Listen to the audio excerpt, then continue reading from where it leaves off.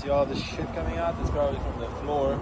So it's very acidic, so pay attention when you're like on roofs, especially like rubber roofs. Just rinsing it out.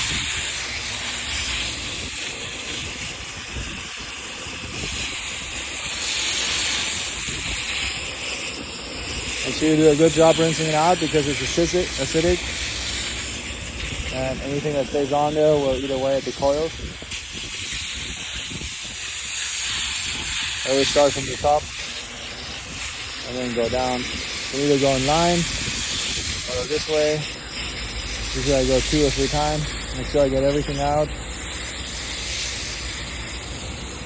Probably overkill, but you know, better safe than be sorry.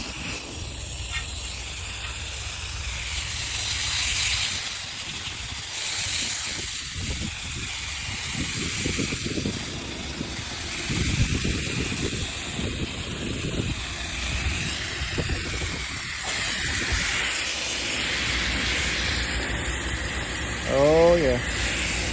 And all of that shit.